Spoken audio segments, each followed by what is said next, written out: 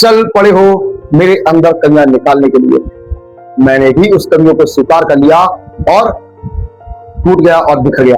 यहाँ मैं सुनील पांडे और आपके सामने एक दो कथा और लेकर आया हूँ जो आपके लिए बहुत ही ज्यादा इंपॉर्टेंट है और आपकी मानसिकता को बदल देगी। यहाँ मैं बात कर रहा हूँ एक किसान जो डेली पास के कुएं तक जाता था और अपनी झोपड़ी तक कंधे पर दो घड़े होते थे मिट्टी को, उसको भर के लेके आता था, कंधे पर रख लेता था और दोनों घड़ों को भरकर दो साइड में टांग कर अपनी झोपड़ी पर लेके आता था। ये काम उसका डेली का था। एक किसान था, खेतों के लिए करता था। ऐसा प्रत्येक दिन करता था, लेकिन एक दिन क्या हुआ कि एक घड़ा ऐसा था जो रिसने लगा था, हल्का सा टूट गया था, वो रिसने लगा था। और जब वो किसान उन दो घड़ों को पानी भरकर अपनी झोपड़ी तक लाता था, तब क्या होता था, तब एक घड़ा तो पूरा ऊपर तक भरा आता था, लेकिन एक घड़ा रिसते रिसते घर तक आते आते आगे रहता था। ऐसा कई दिन तक चलता रहा और उस जो घड़ा पूरा भरा हुआ आता था उससे कॉन्फिडेंस हो गया, उससे ओवर कॉन्फिडेंस हो गया। उसने क्या करा, जो घड़ा रिसने लगा था उसकी मजाक बनाना शुरू कर।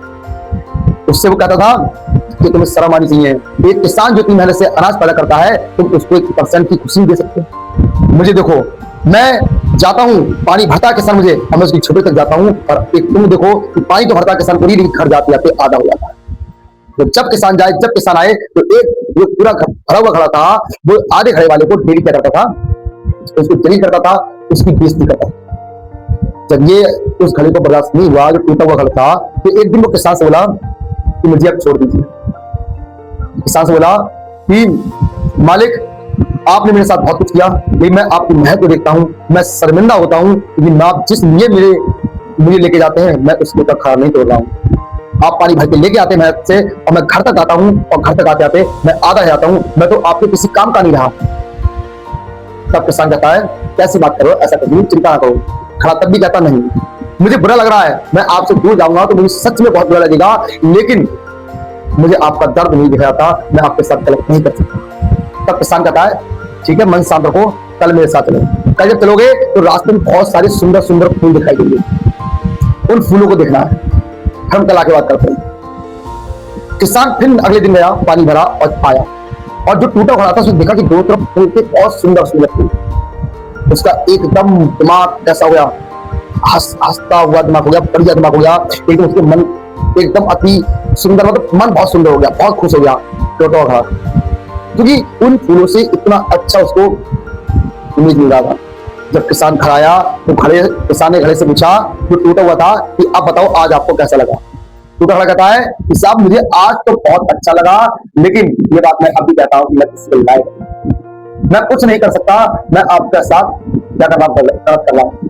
तो किसान बोला कि अभी भी तुम्हें नहीं आ सकता। चलो मैं बताता हूँ, आपको लगता है कि जब आप टूटे थे आपसे पानी रिसने लगा था, तो क्या मुझे पता नहीं था?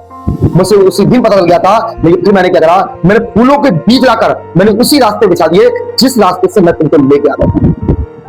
और आज जिन फूलों को देख के तुम्हारा मन सुंदर हुआ, वो कैसे हुआ? जब बीज डाल दिए तो जब आपसे जो पानी रिस रहा था वो उन बीजों पर रहा था, और वो बीज कैसे हुए, तो आए और आज सुंदर फूल दे रहे हैं। तो आप जिसको कमी बता रहे हैं, आपको सोचिए कि आपने कितनी सुंदर चीज आई है, जिसे आप ना जानते हुए भी कि वो आपकी वजह से है, और आप कितनी खुशी है। सोचिए कि उसको देख कर लोग खुश होंगे, तो सोचिए। तब वो घड़ा हंसता, और उस घड़े से बस एक शिक्षा ये हमें मिली कि हमारे अंदर चाहे कितनी भी कमियां हो, उस कमी की ताकत बनाओ।